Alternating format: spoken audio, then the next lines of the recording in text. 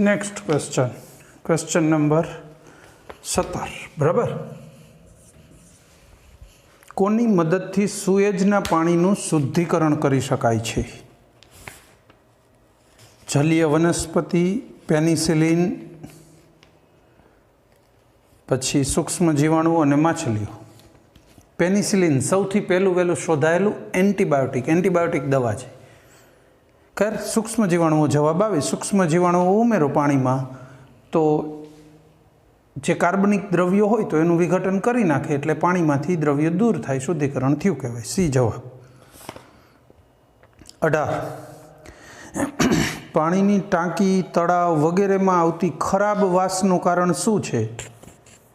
अजारक श्वसन करता बेक्टेरिया, जारक श्वसन करता बेक्टेरिया, जैविक विशालन अने सेमोफाइट्स। अजारक श्वसन एटले हवानी गैरहाजरीमां, ऑक्सिजननी गैरहाजरीमां जे बेक्टेरिया श्वसन करे एने अजारक श्वसन करता बेक्टेरिया कहेवाय। एमनी खासियत शुं छे? पाणीमां वोटर ब्लूम उत्पन्न करे। ब्लूम एटले परपोटा, झीणा झीणा जे पाणी स्थिर होय, लांबो समय सुधी टच ना कर्युं होय तो एवा पाणीमां अंदर ओगळेलो ऑक्सिजन पूरो थई जाय, पछी आवा बेक्टेरिया विकसे जे पाणीमां ओगळेला कार्बनिक द्रव्यो, लाकड़ू वगैरे जेवुं कंई अंदर वनस्पति होय तो एनुं विघटन, जे वनस्पतिना मरेला कोष होय एनुं विघटन एवी रीते करे के दुर्गंधवाळा पदार्थो बने। ई वायुओ होय अने ई वायुओना नाना नाना ब्लूम एटले परपोटा पाणीमां देखाय। तमे हलावो ने पाणी एटले परपोटा उपर आवे ने वास आवे पाणीमांथी। પડતર પાણીની જે વાસ આપણે કહી છે એ વાસ્તવમાં અજારક શ્વસનવાળા બેક્ટેરિયા દ્વારા ઉત્પન્ન થતી વાસ છે। બરાબર, એટલે આપણો જવાબ રહેશે એ। પછી 19 નિશ્ચિત સમયગાળા દરમિયાન એકમ કદના પાણીમાં O2ના વપરાશનો દર જાણીને શું નક્કી કરી શકાય? O2ની કેટલી જરૂરિયાત છે એના ઉપરથી બાયોગેસનું ઉત્પાદન, બાયોકેમિકલ ઓક્સિજન ડિમાન્ડ એટલે BOD, જૈવિક સંશ્લેષણની પદ્ધતિ, રીત અને આથવણ। આપણો જવાબ રહેશે બી, બાયોકેમિકલ ઓક્સિજન ડિમાન્ડ। કેટલો ઓક્સિજન જરૂરી છે? બરાબર, સજીવોને કાર્બનિક પદાર્થોના વિઘટન માટે જે જરૂરી ઓક્સિજન હોય એ બાયોકેમિકલ ઓક્સિજન ડિમાન્ડ કહેવાય, BOD જવાબ। પછી 20મો પ્રશ્ન, પીવાના પાણીમાં વધુ પ્રમાણમાં નાઇટ્રેટની હાજરીના કારણે કયો રોગ થાય? નાઇટ્રેટ વધારે હોય NO3 તો મિથિમોગ્લોબિનેમિયા, એનું બીજું નામ છે બ્લુ બેબી। બાળક બ્લુ રંગનું દેખાય, એની સ્કિન અહીંયા ખાસ દેખાય। જો અહીંયા છે ને નસ દેખાતી હોય જનરલી। બાળકની વાત કરું છું, તમે તરુણ બની ગયા, યુવાન બની ગયા, તમારી વાત નથી। બાળકની વાત છે, 14 વર્ષથી નીચેનું બાળક કે જેમને અહીંયા બ્લુ કલરની રેખાઓ દેખાય, જે નસ છે એ બ્લુ રંગની દેખાય અને બ્લુ બેબી રોગ કહેવાય, અથવા એનું સાયન્ટિફિક નામ છે મિથિમોગ્લોબિનેમિયા।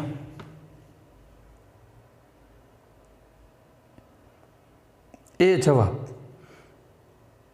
પછી કિડની, મૂત્રપિંડને નુકસાન થાય, યકૃતને લેક્સેટિવ એટલે રેચક અસર એટલે એનાથી ડાયરિયા થાય, લ્યુકોડર્મિયા, એવું એ કંઈ ન આવે। આપણો જવાબ છે એ। નાઇટ્રેટ વધે ને એટલે બ્લુ બેબી નામનો રોગ થાય ને બ્લુ બેબીનું સાયન્ટિફિક નામ એ જ છે। રેડી?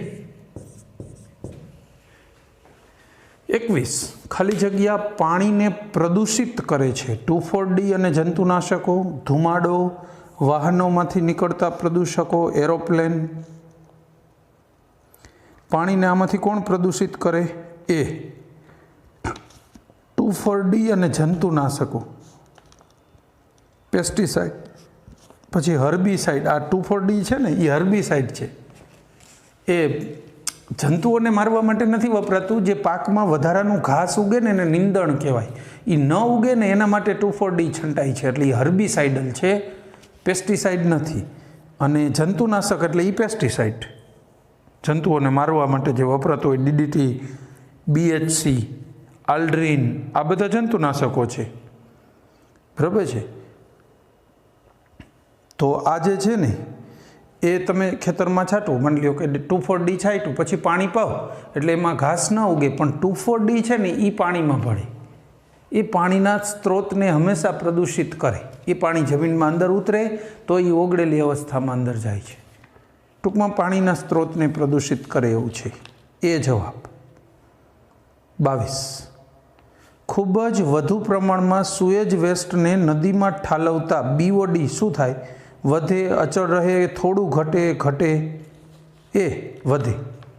હંમેશા વેસ્ટેજ નાખો ને તમે, સુએજ વેસ્ટેજ એટલે સુએજમાં કાર્બનિક પદાર્થો હોય, સાબુ, ડિટર્જન્ટ વગેરે કાર્બનિક હોય છે. એ ભળે એટલે એના ઓક્સિડેશનમાં વધુ ઓક્સિજનની જરૂર પડે એટલે BODનું મૂલ્ય એકદમ વધે. એ જવાબ.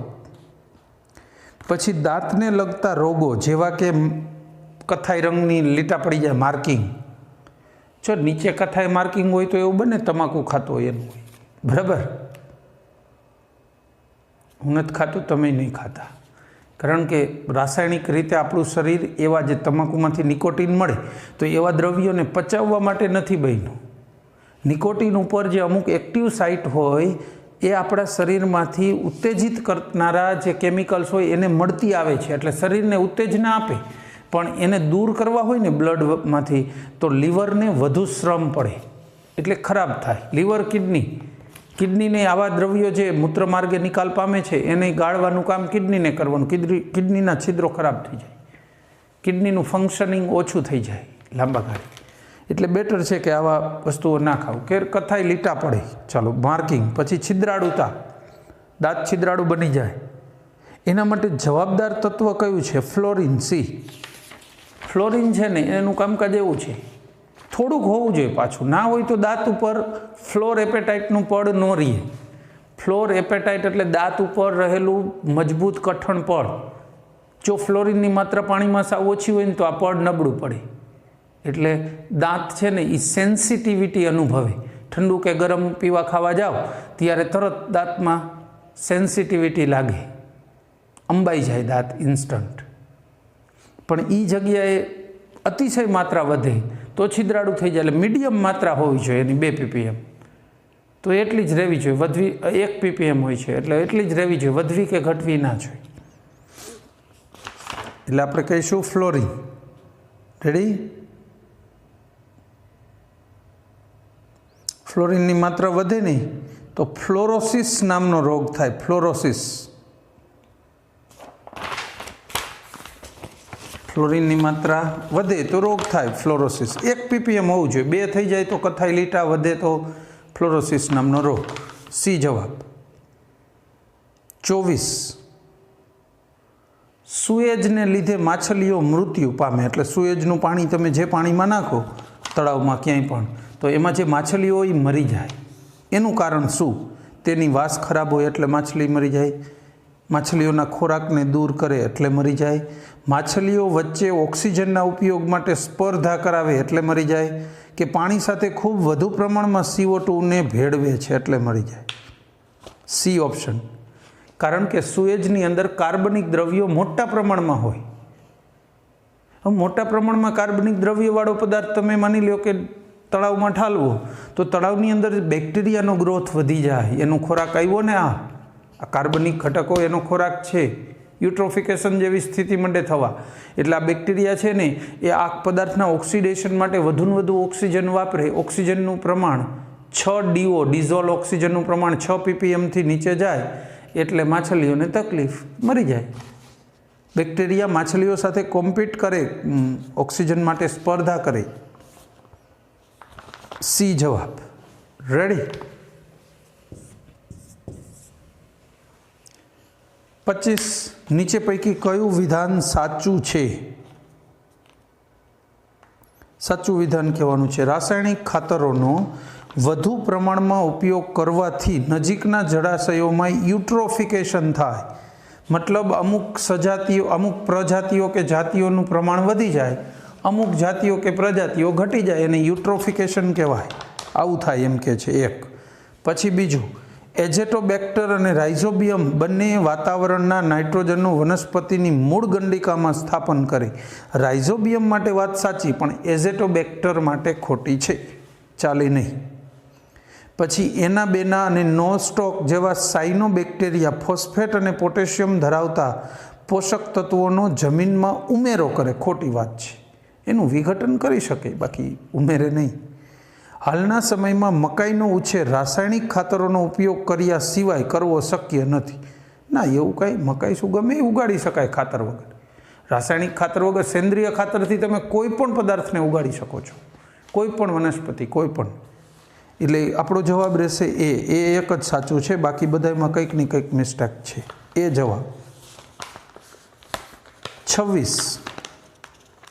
પાણીનું પ્રદૂષણ ઓક્સિજનેશન વધારે છે, ટર્બિડિટી ઘટાડે છે, ટર્બિડિટી અને ડીઓક્સિજનેશન વધારે છે અને પ્રકાશ સંશ્લેષણ વધારે. સી જવાબ. જો ટર્બિડિટી એટલે ડોળાશ, પાણીને ડોળું બનાવે. પ્રદૂષણ હોય તો ડોળું પાણી થઈ જાય, ચોખ્ખું ન દેખાય. અને બીજું ડીઓક્સિજનેશન એટલે પાણીમાં ઓક્સિજનની માત્રા ઘટે. ઓગળેલો જે ડિઝોલ્વ ઓક્સિજન હોય એ પાણીમાં જે તમે પ્રદૂષક પદાર્થો ઉમેર્યા હોય કે ઉમેરાયેલા પહેલેથી હોય એનું વિઘટનમાં ઓક્સિજન વપરાય એટલે ઓક્સિજનની માત્રા ઘટી.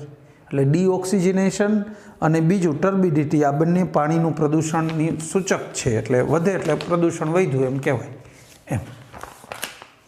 પછી સોન નદીમાં કચરો કોણ ઠાલવે છે? સોન નદી, બરાબર ને? ક્યાં આવી પહેલાં એ ખબર છે? તો કચરો ઠાલવવાની વાત આવે ને, પંજાબ. એની પેપર મિલો છે ને એમાં કચરો ઠાલવે છે. સોન નદી જ ભૂરી દીધી ઘર. આપણો જવાબ રહેશે ડી. અને આ કચરાની એમાં અંદર એવી ખરાબ દુર્ગંધ આવે છે. પેપર મિલ જવાબ. 28. ફોસ્ફેટ પ્રદૂષણ કોના કારણે થાય? ફોસ્ફેટયુક્ત ખડકો ઓગળે તો થઈ શકે કદાચ. અજમેર અને જયપુર વચ્ચે તમે રોડમાં જતા હોય ને, બાય રોડ, તમે બે બાજુ નજર નાખશો, અજમેરથી જયપુર વચ્ચે,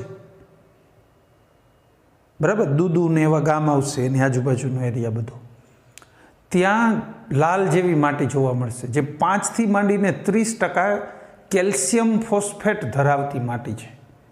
કેલ્શિયમના ખડકો જ ઘસાઈને એ માટી બનેલી છે.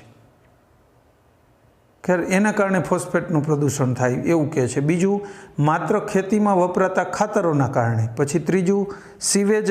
એટલે સીવેજ એટલે સુએજ, ઇંગ્લિશમાં સીવેજ લખાય એટલે એનું ઉચ્ચારણ લખી શકાય ડાયરેક્ટ. અને ફોસ્ફેટ ખડકોના કારણે, સીવેજ અને ખેતીમાં વપરાતા ખાતરોના કારણે. આપણો જવાબ રહેશે સી. શું કામ? ફોસ્ફેટવાળા ખાતરો હોય ને, single super phosphate, double super phosphate, triple super phosphate, પછી ડીએપી, ડાઈ એમોનિયમ ફોસ્ફેટ, આવા ખાતરો વાપરીએ છીએ. તો એના કારણે ફોસ્ફેટ વહેલા મોડું પાણીમાં પહોંચે ખાતરમાંથી. બીજું, ડિટર્જન્ટ. ડિટર્જન્ટમાં ફોસ્ફેટયુક્ત પદાર્થો સર્ફેક્ટન્ટ છે, સફાઈ કરવાના ગુણધર્મમાં મદદ કરે છે. ડિટર્જન્ટની ક્વોલિટી સુધારવા માટે એની અંદર સોડિયમ ટ્રાયપોલિફોસ્ફેટ, સોડિયમ હેક્ઝામેટાફોસ્ફેટ, આવા ફોસ્ફેટવાળા પદાર્થો ઉમેરવામાં આવે છે ડિટર્જન્ટની અંદર ક્વોલિટી સુધારવામાં. એ ડિટર્જન્ટ તો છેલ્લે પાણીમાં જ જવાનું, વોશ થઈને કપડાં, હાથ કંઈ પણ વોશ કરો ડિટર્જન્ટથી છેલ્લે પાણીમાં જ જાય. તો એમાંથી નહીં ફોસ્ફેટ સારો એવો આવે છે. એટલે આપણો જવાબ રહેશે સી. બંનેમાંથી આવે છે ને, એટલે બેયને એકેયને નજરઅંદાજ કરી શકી એટલું ઓછું પ્રમાણ એકેયમાં નથી, બેયમાં સારું એવું પ્રમાણ છે. એટલે જવાબ રહેશે સીવેજ અને ખેતી. મતલબ સી નથી હો, ડી છે લાસ્ટ. ફોસ્ફેટ ખડકો નહીં. ખડકો આના માટે, ખડકો કાંઈ વરસાદ થાય કે ઓગળીને પાણીમાં નથી જવાના, તો ઉપરની થોડી માટી આગા પાછી થાય, માઇનોર ઓગળે. એટલે આપણો જવાબ રહેશે ડી, ખેતી અને સુએજ. સમજાયું તો એ જ જો કે. ઓકે, આગળ. 29.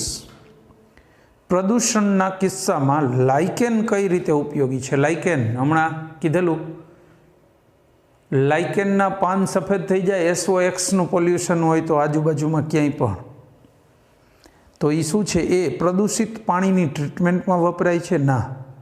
પ્રદૂષણના જૈવિક સૂચકો છે. યસ, જૈવિક સૂચક છે, રાસાયણિક કસોટી નથી. આના પાન જોવો એટલે ખબર પડી જાય, જૈવિક સૂચક કહેવાય.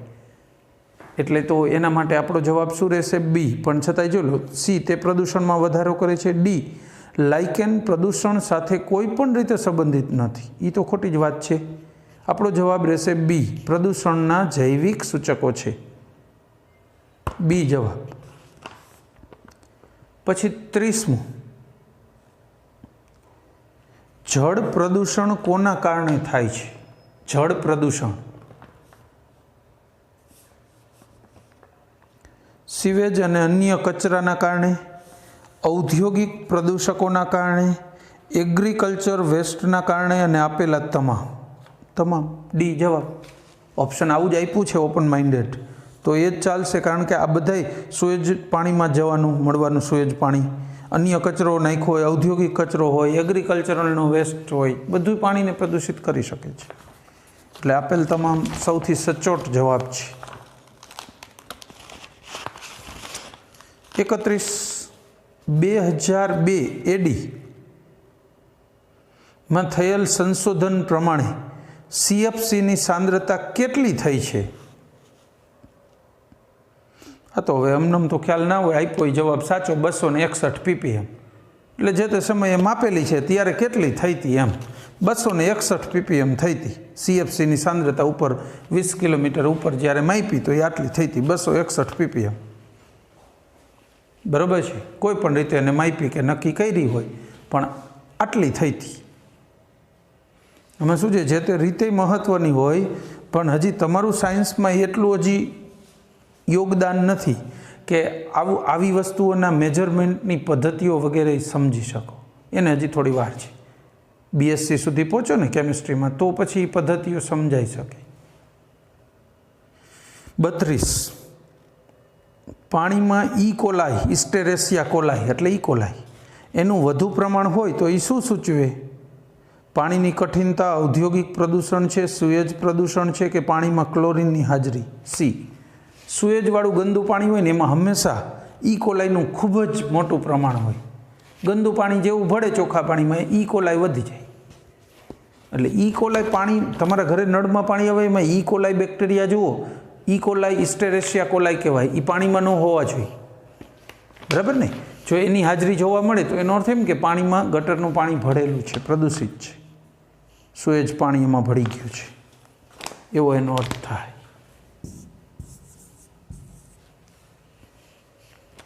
ચલો 33, SO2ના કારણે થતા પ્રદૂષણ સામે નીચે પૈકી કોણ સંવેદનશીલ છે? લાઇકેન, આગળ એ આવી ગયું, એના પાંદડા સફેદ થઈ જાય, કીધું હતું ને સફેદ લીટા થાય પહેલાં। 34, સૂક્ષ્મ જીવાણુઓ દ્વારા ઔદ્યોગિક કચરાને ઓછો ઝેરી અથવા બિનઝેરી પદાર્થમાં રૂપાંતરિત કરવાની પદ્ધતિને શું કહે છે?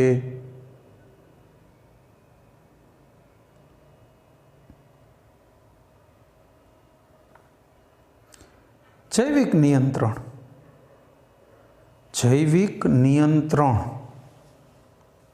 એટલે આપણો જવાબ રહેશે સી। સૂક્ષ્મજીવો દ્વારા નિયંત્રણ કર્યું ને એટલે કોમ્પ્લિમેન્ટ ફિક્સેશન એટલે એકના બદલે બીજાને ફિક્સ કરી દીધું એવું ન કહેવાય, અવક્ષેપણ થયું એવું ન કહેવાય, જૈવિક વિઘટન નહીં પણ જૈવિક નિયંત્રણ થયું, સી જવાબ। પછી 35, સીવેજને જ્યારે પાણીમાં મુક્ત કરવામાં આવે તો શું થતું નથી? O2ના પ્રમાણમાં વધારો ન થાય, નાના પરપોટા ઉત્પન્ન થાય, O2ના સ્તરનું વિઘટન અને યુટ્રોફિકેશન। O2ના પ્રમાણમાં વધારો ન થાય ભાઈ, ઘટાડો થાય, પરપોટા ઉત્પન્ન થાય, O2નું સ્તરનું વિઘટન થઈ જાય, અમુક પ્રજાતિઓ વધી જાય એટલે યુટ્રોફિકેશન કહેવાય, બધું થાય, એ જવાબ ન થાય, O2 વધે નહીં, ઘટે। પછી 36, બાયોલોજિકલ ઓક્સિજન ડિમાન્ડ BOD શેનું માપ છે? જળાશયોમાં નાખવામાં આવતા ઔદ્યોગિક કચરાનું માપ? ખોટી વાત। કાર્બનિક સંયોજનના કારણે પાણીના થતા પ્રદૂષણનું માપ છે? યસ, બી જવાબ પરફેક્ટ છે। છતાં જો છૂટો ન પાડી શકાય તેવી રીતે કેટલો કાર્બન મોનોક્સાઇડ હિમોગ્લોબિન સાથે સંયોજિત થયો છે તેનું માપ ન કહેવાય। રાત્રિ દરમિયાન કેટલો ઓક્સિજન વનસ્પતિને જરૂરી છે? નહીં, BODનો મતલબ બી બરાબર છે કાર્બનિક સંયોજનો દ્વારા કેટલું પ્રદૂષણ થયું. જેમ BOD વધે એટલે કાર્બનિક પદાર્થોનું પ્રમાણ ઊંચું છે એવું સાબિત થાય. ઓકે, એટલે BOD આપણને શું સમજાવે છે? ઓક્સિજનનું BOD છે એ કાર્બનિક પદાર્થોનું પ્રમાણ એ વધે એટલે ઓગળેલા ઓક્સિજનનું પ્રમાણ ઘટે. Okay, next 37. બાયો ઇન્ડિકેટર કોના માટે ઉપયોગી છે? બાયો ઇન્ડિકેટર જૈવિક સૂચક કોના માટે ઉપયોગી હોય? ઓક્સિજન ડિમાન્ડ માટે, વાયુ પ્રદૂષણ જાણવા માટે, ખનિજોની હાજરી જાણવા માટે અને આપેલ તમામ. ડી. બાયો ઇન્ડિકેટર એટલે જૈવિક સૂચકો, એ પ્રદૂષણનું સૂચન કરે. લાઇકેન એવી રીતે તળાવની અંદર માની લો કે લેડનું એનું પ્રમાણ વધે તો જૈવિક પદાર્થો માછલીઓની મરવા માંડે તો આપણને ખબર પડે કે આમાં ભારે ધાતુ વધી છે, માછલીઓની તરણ શક્તિ માંડી ઘટવા. તો જે તે વસ્તુઓ શું છે મરવા માંડે, ઘટવા માંડે, તો સૂચન તો ગમે એનું થઈ શકે આમાંથી. એટલે આપેલ તમામ બરાબર છે. ઓક્સિજનની ડિમાન્ડ કેટલી છે એ પણ તમે જાણી શકો, એના માટે બી સૂચકો હોઈ શકે. જુદા જુદા સજીવો હોય, સૂક્ષ્મ જીવો હોય, એના માટે આપણે ભલે ભણવામાં બધા ના આવતા હોય ન હોય, પણ એવા હોય જુદા જુદા સૂક્ષ્મ જીવો છે, જુદી જુદી બાબતોને જૈવિક રીતે ડાયરેક્ટ રજૂ કરે છે. પછી 38.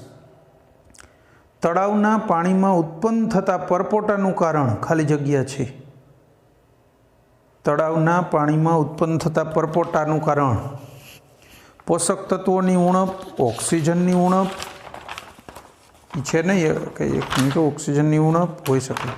પછી વધુ પ્રમાણમાં પોષક તત્વોની હાજરી, તૃણાહારીઓની તળાવમાં ગેરહાજરી. તો ઓક્સિજનની ઉણપ. ભાઈ પરપોટા શું કામ થાય?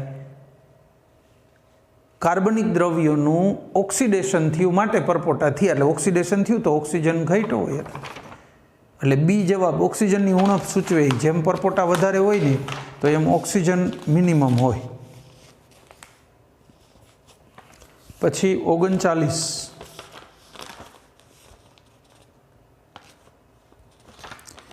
તળાવ કે જેની સાથે કાર્બનિક કચરો ઠાલવતા સીવેજનું જોડાણ આપેલું છે તો પરિણામે તળાવમાં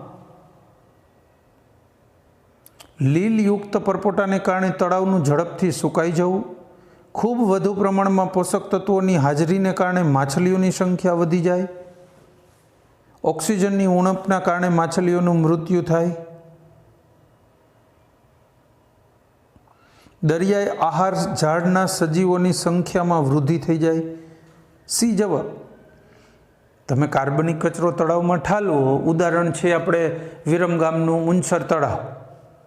કાર્બનિક કચરો ખૂબ ઠલવાનો તો એ કાર્બનિક કચરાના વિઘટનમાં ઓગળેલો ઓક્સિજન વપરાઈ જાય. ઓગળેલા ઓક્સિજનનું પ્રમાણ 6 ppmથી નીચે જાય એટલે માછલીઓ મરવા માંડે.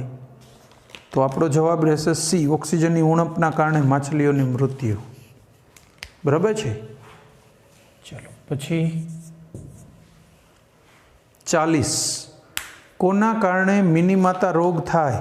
મિનીમાતા મર્ક્યુરી.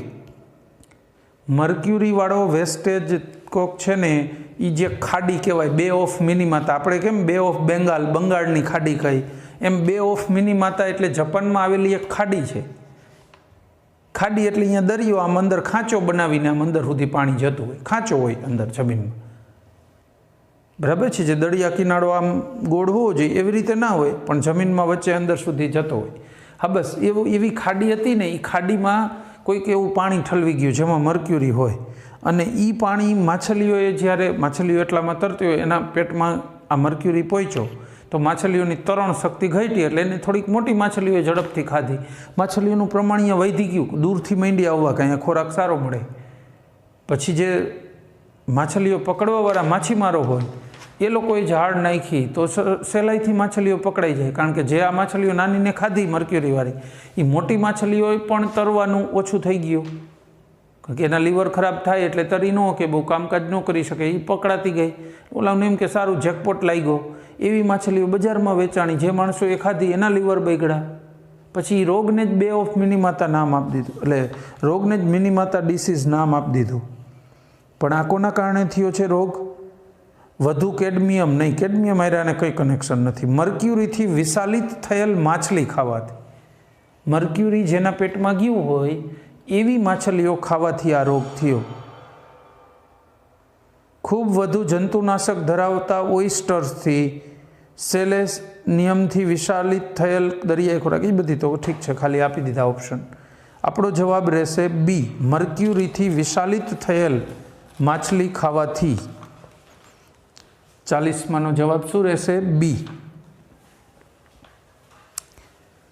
પછી 41, પ્રદૂષિત પાણીના ટ્રીટમેન્ટ પ્લાન્ટમાં કયા તબક્કામાં પાણીનું જૈવિક શુદ્ધિકરણ કરવામાં આવે છે? હવે પહેલાં તો અહીંયા એ ખબર હોવી જોઈએ કે પાણીના શુદ્ધિકરણ તબક્કાવાર થતું હોય. 3 તબક્કા છે. ચલો, પ્રાઇમરી, સેકન્ડરી અને ટર્સરી. પ્રાથમિક, દ્વિતીયક અને તૃતીયક. પ્રાથમિકમાં શું હોય? જે અદ્રાવ્ય કચરો છે બધો એ ગાળીને દૂર કરવો, એ ભૌતિક ટ્રીટમેન્ટ છે. ગાળીને દૂર કરે, એની અંદર કોઈ એવું કેમિકલ જેમ કે ફટકડી વગેરે ઉમેરે એટલે જે કચરો અદ્રાવ્ય રીતે પાણીમાં તરે છે એ બધો નીચે સેટ થઈ જાય.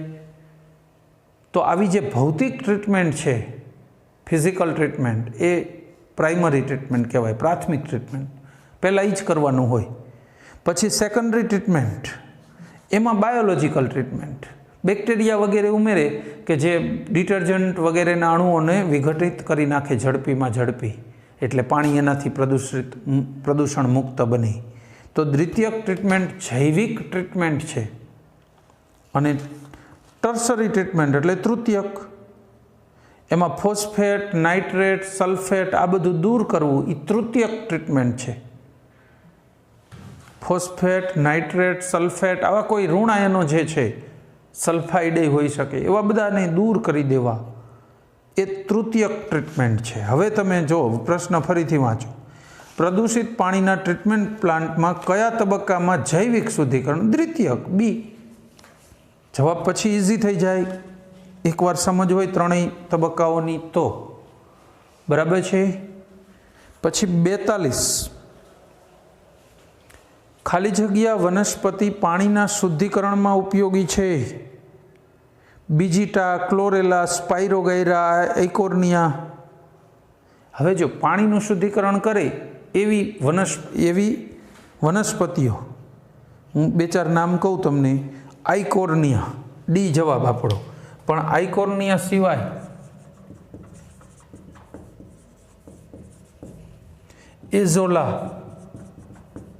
એઝોલા, પછી લેમના, સાલ્વિનિયા, આ બધી એવી છે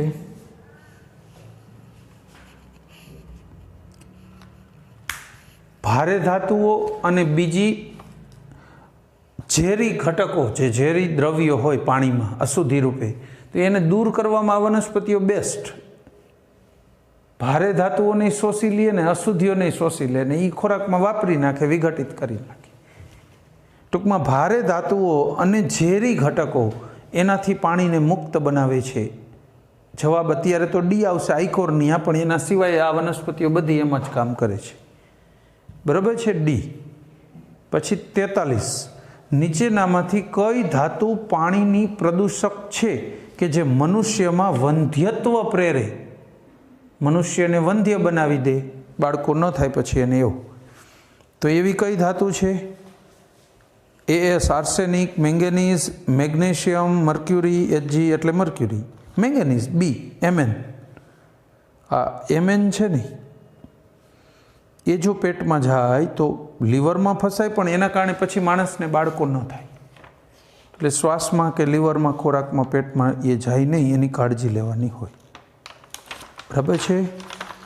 ચાલો, 43 પૂરું.